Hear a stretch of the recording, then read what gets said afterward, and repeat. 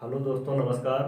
आप सभी का अपने YouTube channel study with Ajay STSST पर बहुत बहुत स्वागत है।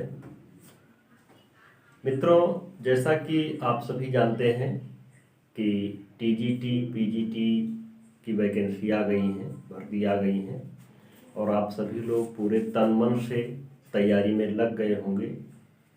इसी परिप्रेक्ष्य में मैं आप लोगों के लिए एक मॉडल पेपर, जो हिंदी का मॉडल पेपर है और जो बेहद महत्वपूर्ण प्रश्नों को सम्मिलित किया गया है, तो ऐसा मॉडल पेपर आप लोगों के लिए तैयार है। मुझे उम्मीद है कि आप लोगों को यह वीडियो पसंद आएगा और यदि आपको पसंद आता है तो अपने स्टडी ग्रुप में अधिक से अधिक शेयर करिएगा, अपने दोस्तों को शेयर करिएगा और हमारे चैनल को यदि अब तक सब्सक्राइब नहीं किया है, आप हमारे चैनल पर नए हैं तो हमारे चैनल को सब्सक्राइब कर लीजिएगा और दबा दीजिएगा बेल आइकन, ताकि जो भी वीडियो अपलोड किया जाए तो आप तक आसानी से पहले पहुंच सके। तो बिना टाइम वेस्ट किए हुए आइए देखते हैं कि जो TGT PGT की तैयारी चल रही है, उस तैयारी में हम आपका कितना सहयोग कर सकते हैं। तो यहाँ पर हम देखते हैं कि सबसे पहला प्रश्न है कि उक्त व्यक्ति प्रकरण के रचयिता हैं। प्रश्न आप लोग पढ़ रहे हैं, विकल्प भी आपके सामने लिखे हैं। उक्त व्यक्ति प्रकरण के रचयिता हैं। 4 विकल्प आपके सामने दिए गए हैं और इन विकल्पों को आप आसानी से पढ़ सकते हैं और इनमें से जो भी सही विकल्प है उस सही विकल्प का चयन कर सकते हैं। तो देखिए, जो उक्त व्यक्ति प्रकरण है, इसका सही विकल्प क्या है? तो इसका जो सही विकल्प है वो है दामोदर शर्मा। इसका सही विकल्प क्या है? दामोदर शर्मा। अर्थात ये विकल्प जो है ये बिल्कुल सही विकल्प है और इस दामोदर शर्मा ने ही क्या लिखा है? उक्त व्यक्ति प्रकरण लिखा है। इसके बाद अगले कवि आते हैं, क्योंकि हमको व्याख्यात्मक तरीके से देखना है तो हम अगले कवि की ओर देखेंगे। जो हेमचंद है, इन्होंने क्या लिखा है? इन्होंने लिखा है शब्दानुशासन। इन्होंने क्या लिखा है? शब्दानुशासन लिखा है। और फिर इसके बाद देखते हैं विजय सेन सूर्य ने क्या लिखा है। विजय सेन सूर्य, इन्होंने क्या लिखा है? इन्होंने लिखा है रेवंत गिरिदास। इन्होंने क्या लिखा है? इन्होंने लिखा है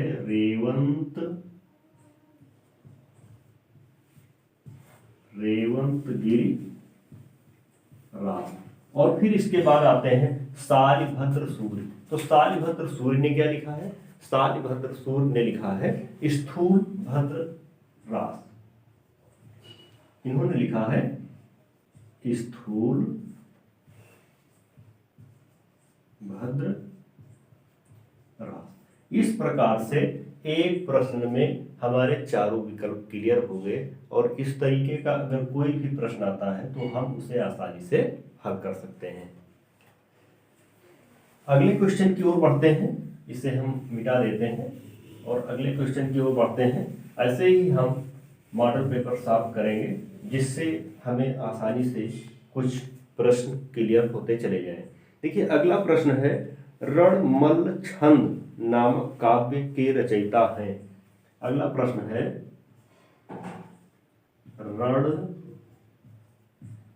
रणमल छंद नामक काव्य के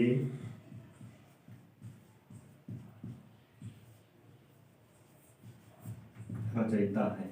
रणमल छंद नामक काव्य के रचयिता हैं और इसमें 4 विकल्प दिए गए हैं। इसका सबसे पहला विकल्प है जगनीक। तो पहला विकल्प क्या है? जगनीक। दूसरा विकल्प है मधुकर। दूसरा विकल्प क्या है?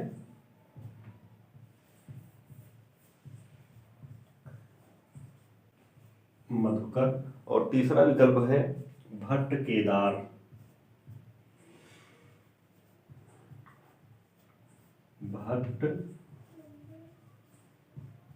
भट्ट केदार। और इसका जो चौथा विकल्प है, वो चौथा विकल्प क्या है? चौथा विकल्प है श्रीधर। चौथा विकल्प क्या है? श्रीधर।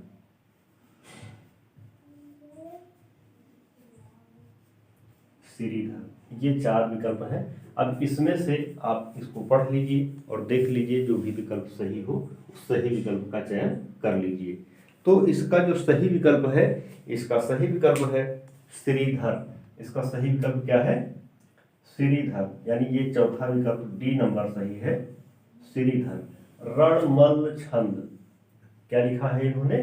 श्रीधर ने लिखा है रणमल छंद।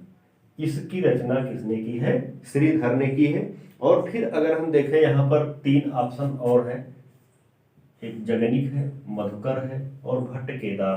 तो जगनिक ने क्या लिखा है? जगनिक ने लिखा है परमाल रासो। जगनिक ने क्या लिखा है? परमाल रासो। जगनिक ने क्या लिखा है? परमाल रासो लिखा है। और मधुकर ने क्या लिखा है? मधुकर ने लिखा है जय मयंक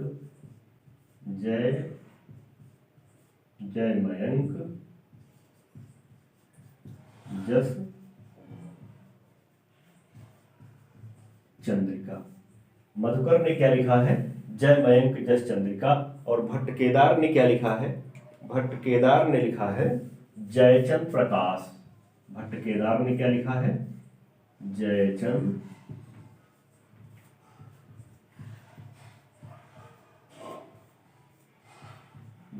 प्रकाश। तो ये इस प्रकार से ये 4 विकल्प हो गए और चारों विकल्पों के हल हो गए। ठीक, तो इस प्रकार से देखिए, जगनिक ने क्या लिखा? जगनिक ने लिख दिया परमाल रासो। मधुकर ने क्या लिखा? जय मयंक जस चंद्रिका। और भट्ट केदार ने क्या लिखा? जयचंद प्रकाश। और यहाँ पर जो श्रीधर पाठक हैं, इन्होंने क्या लिखा? इन्होंने लिखा है रणमल छंद। अगले प्रश्न की ओर बढ़ते हैं। देखिए, अगला प्रश्न है, हिंदी साहित्य के इतिहास लेखन में काल विभाजन, तो मिटा देते हैं।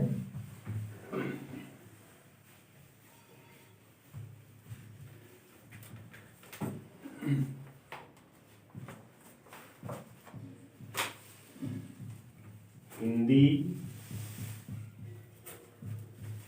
साहित्य के इतिहास में, हिंदी साहित्य के इतिहास में, इतिहास लेखन में, हिंदी साहित्य के इतिहास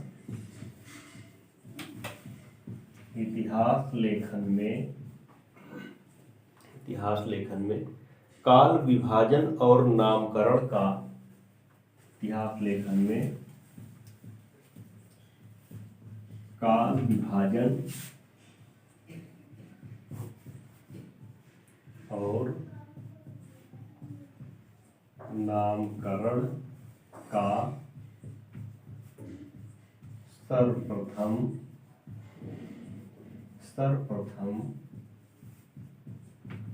प्रयास किसने किया? प्रश्न ध्यान से पढ़ लीजिए और इसके भी 4 ऑप्शन हैं। प्रश्न कहता है हिंदी साहित्य के इतिहास, क्योंकि इतिहास लेखन की जो परंपरा चली तो उस समय बहुत से कवियों ने अपने अपने तरीके से अलग अलग ढंग से इतिहास लिखा। तो जो इतिहास लेखन की परंपरा चली, उस इतिहास लेखन में सबसे पहले काल विभाजन और नामकरण करने का किसने प्रयास किया? सबसे पहला प्रयास किसने किया? तो यहाँ पर 4 विकल्प दिए गए हैं। Doctor Grierson. 4 विकल्प दिए गए हैं। पहला विकल्प है डॉक्टर ग्रियर्सन। डॉक्टर ग्रियर्सन हो गए। और फिर डॉक्टर ग्रियर्सन, आचार्य रामचंद्र शुक्ल,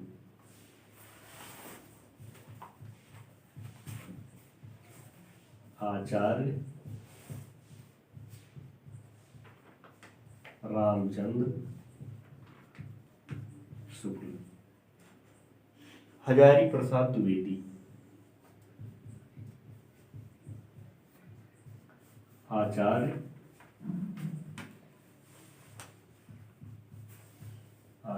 हजारी प्रसाद,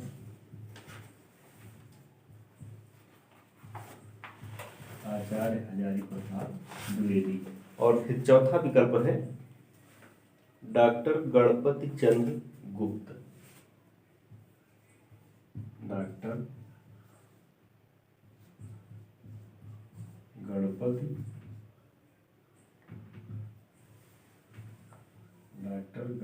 चंद्र। तो साथियों ये चार विकल्प दिए हैं और इन चारों विकल्पों को आराम से पढ़ सकते हैं। देखिए पहला विकल्प दिया है डॉक्टर ग्रियर्सन, दूसरा विकल्प दिया है आचार्य रामचंद्र शुक्ल, और तीसरा विकल्प दिया है आचार्य हजारी प्रसाद द्विवेदी, और चौथा विकल्प दिया है गणपति चंद्र गुप्त। तो ये चार विकल्प दिए हैं। अब इसमें आपको बताना है कि हिंदी का जो सबसे पहले काल विभाजन का प्रयास किया गया वो किसने किया। तो इसका जो सही विकल्प है वो क्या है, डॉक्टर ग्रियर्सन। इनको जॉर्ज ग्रियर्सन भी कहते हैं। तो डॉक्टर ग्रियर्सन ने क्या किया, इन्होंने ही सबसे पहले हिंदी के इतिहास लेखन परंपरा में काल विभाजन का प्रयास किया। और जो इन्होंने प्रयास किया, जो इन्होंने नामकरण किया, वो सन 1888 में किया। अगर ये बात आए कि कब किया, तो 1888 में किया। 1888 में इन्होंने सबसे पहले नामकरण करने का प्रयास किया था। और कहाँ पर किया था, एक पत्रिका थी, एक सोसाइटी थी जिसका नाम था एशियाटिक सोसाइटी ऑफ बंगाल, जिसका नाम क्या था, नाम था Asiatic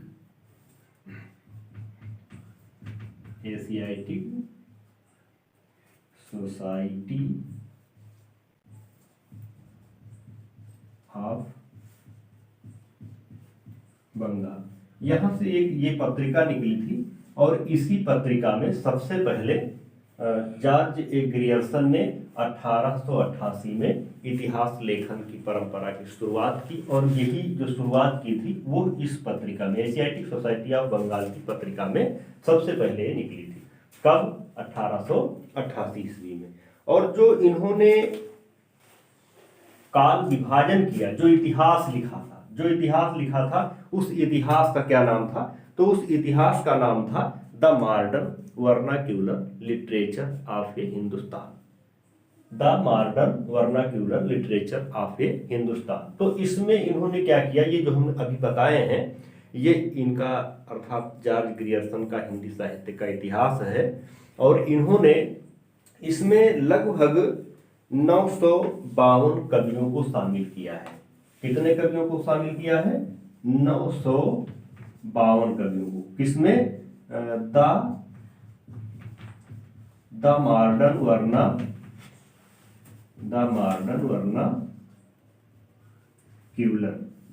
vernacular literature of a Hindustan में इन्होंने इस हिंदी साहित्य के इतिहास में इसी में काल विभाजन किया है और इसमें लगभग 952 कवियों का इन्होंने परिचय दिया है। अब हम बढ़ते हैं अगले प्रश्न की ओर। तो ये इतना क्लियर हो गया होगा। अगले प्रश्न की ओर बढ़ते हैं, देखते हैं हमारा अगला प्रश्न क्या कहता है।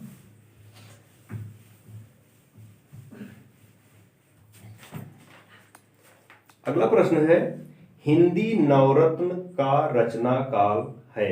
हिंदी नवरत्न एक रचना है।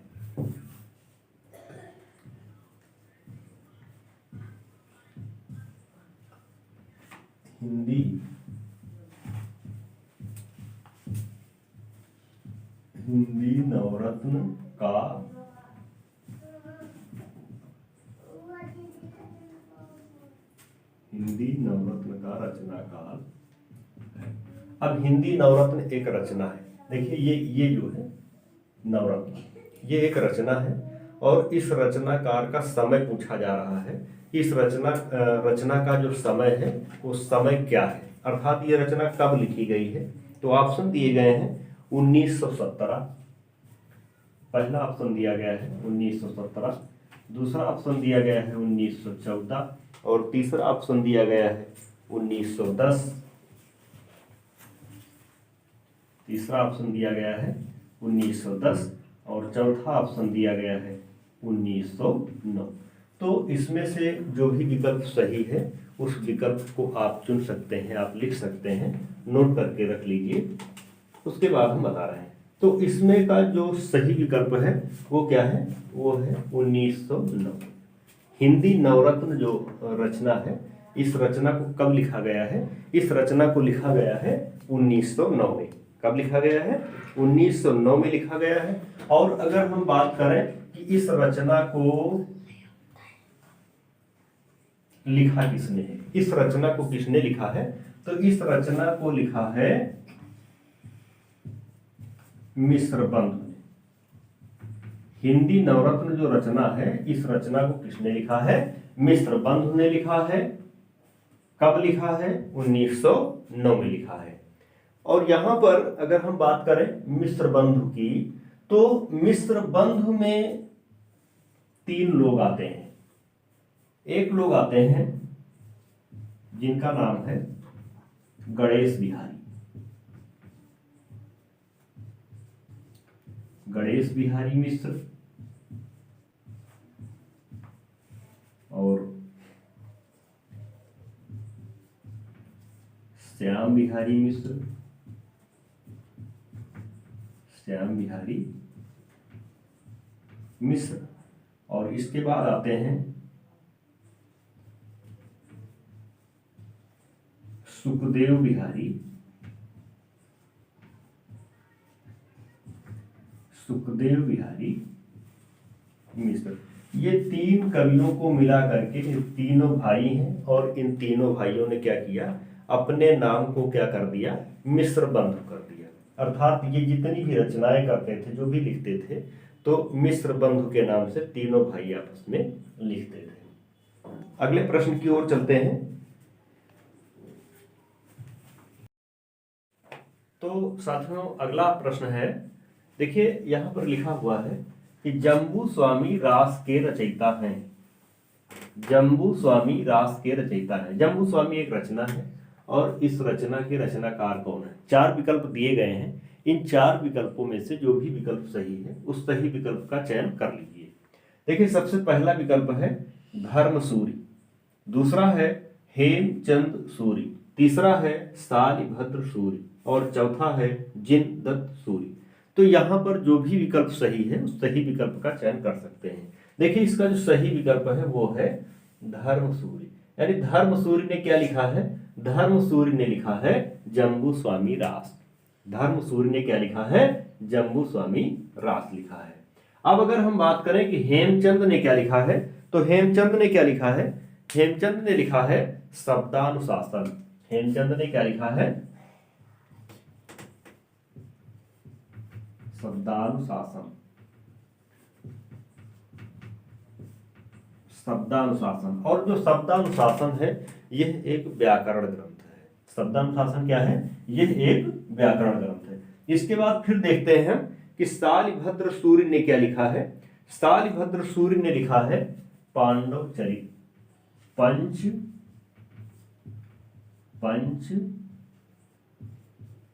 पांडव चरित। शालिभद्र सूरी ने लिखा है पंच पांडव चरित। और इसके बाद जिनदत्त सूरी ने क्या लिखा है, इन्होंने लिखा है उपदेश रसायन। इन्होंने क्या लिखा है, उपदेश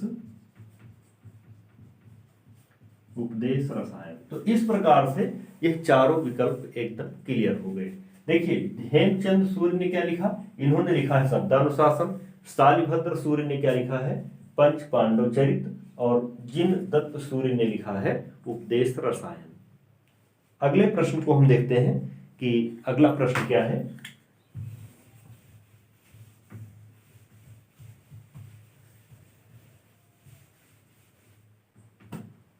अगला प्रश्न है, हिंदी नए चाल में ढली यह कथन किसका है।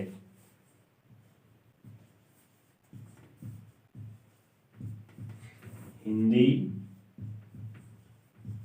नई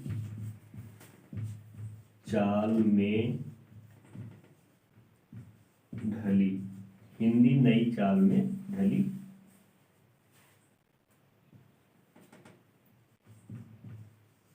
यह कथन किसका है? ये यहां से देखते हैं, हिंदी नई चाल में ढली, यह कथन किसका है? इसके 4 विकल्प दिए गए हैं। पहला विकल्प है महावीर प्रसाद द्विवेदी। पहला विकल्प क्या है? महावीर प्रसाद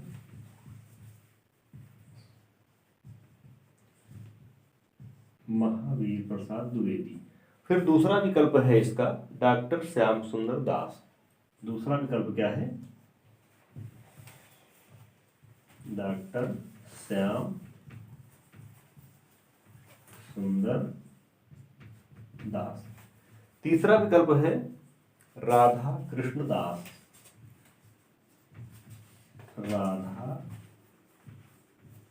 राधा कृष्ण दास। और चौथा विकल्प है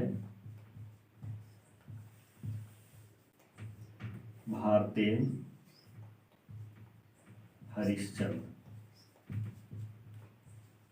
ये 4 विकल्प आपके सामने हैं और इन चारों विकल्पों में से जो भी विकल्प सही है उस सही विकल्प का आप चयन कर सकते हैं। देखिए, पहला विकल्प है महावीर प्रसाद द्विवेदी, दूसरा विकल्प है डॉक्टर श्याम सुंदर दास, और तीसरा विकल्प है राधा कृष्णदास, और चौथा विकल्प है भारतेंदु हरिश्चंद्र। तो साथियों, इसका जो सही विकल्प है, सही ऑप्शन है, वो है भारतेंदु हरिश्चंद्र। भारतेंदु हरिश्चंद्र ने ही ये कहा है कि हिंदी नई चाल में ढली, हिंदी नई चाल में ढली। अब हिंदी नई चाल में ढली इन्होंने कब कहा है ये बात? तो ये बात इन्होंने कहा है 1873 में। इन्होंने कब कहा है? 1873 में कहा है कि हिंदी नई चाल में ढली, क्योंकि हिंदी का पहले जो रूप था वो बहुत बिगड़ा हुआ था, शुद्ध भाषा नहीं बोली जाती थी। लेकिन जब आधुनिक काल में भारतेंदु और महावीर प्रसाद द्विवेदी, श्याम सुंदर दास जैसे प्रमुख लेखक जब आए, तो इन्होंने हिंदी को बहुत कुछ सुधारने और संवारने का काम किया।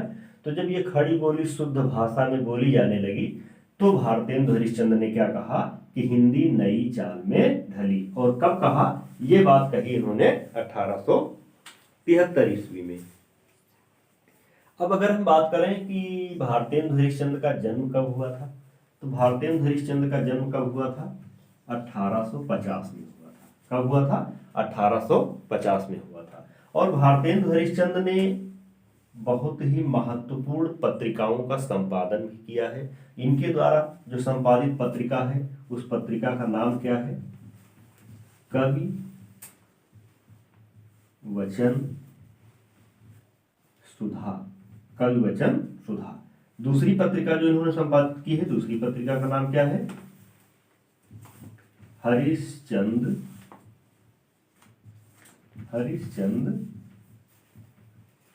मैगजीन। हरिश्चंद्र मैगजीन। और एक पत्रिका इन्होंने संपादित की है जो खास करके विशेषकर महिलाओं के लिए प्रकाशित की है, महिलाओं के लिए संपादित की है। उस पत्रिका का नाम है बाला बोधिनी। उस पत्रिका का क्या नाम है?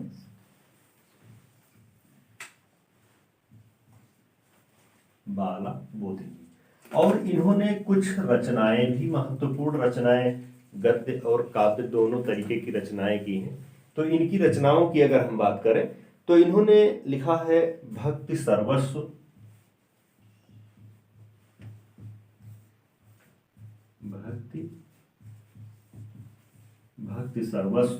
भक्ति सर्वस्व लिखा है, प्रेम सरोवर,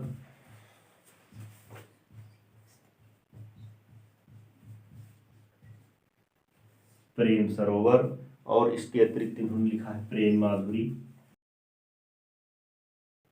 तो इन्होंने जो नाटक लिखे हैं उनमें एक नाटक बहुत ही महत्वपूर्ण है, अंधेर नगरी चौपट राजा, टके शेर भाजी टके शेर खाजा। तो ये इस प्रकार से इन्होंने बहुत सी रचनाएं, पत्र पत्रिकाएं और ये इतना सब कुछ हिंदी साहित्य के लिए इन्होंने किया, विशेष योगदान दिया। अगले प्रश्न की ओर बढ़ते हैं।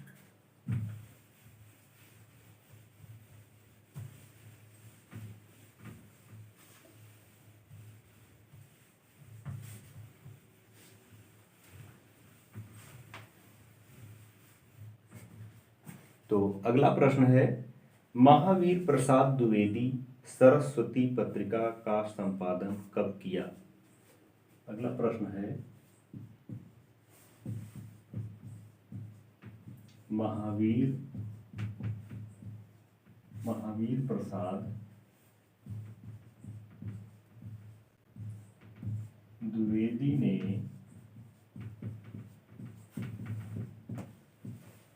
सरस्वती पत्रिका का संपादन कब किया? यानी यहाँ से ये देखना है कि जो सरस्वती पत्रिका है उस सरस्वती पत्रिका का संपादन महावीर प्रसाद द्विवेदी ने कब शुरू किया। अर्थात महावीर प्रसाद द्विवेदी के विषय में हमको जानना है कि इन्होंने सरस्वती पत्रिका का संपादन कार्य कब शुरू किया। तो 4 विकल्प दिए गए हैं। 1901 इसका पहला ऑप्शन है 1901, दूसरा ऑप्शन है 1903 और तीसरा ऑप्शन है 1900 और चौथा ऑप्शन है 1904। तो साथियों यहाँ पर 4 विकल्प दिए हुए हैं और इन चारों विकल्पों में से जो भी विकल्प सही है उस सही विकल्प का चयन कर सकते हैं। देखिए, एक विकल्प है 1901, 1903, 1900 और 1904। तो इसका जो सही विकल्प है वो है 1903। यानी महावीर प्रसाद द्विवेदी ने सरस्वती पत्रिका का जो संपादन कार्य शुरू किया है वो कब शुरू किया है? 1903 में शुरू किया है।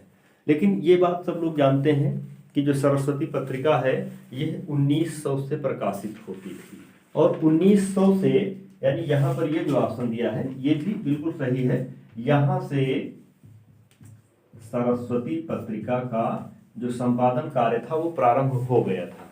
लेकिन उस समय अर्थात 1900 में महावीर प्रसाद द्विवेदी सरस्वती पत्रिका का संपादन नहीं कर रहे थे। तो फिर उस समय कौन कर रहा था? उस समय कर रहे थे श्याम सुंदर दास। उस समय कौन कर रहे थे?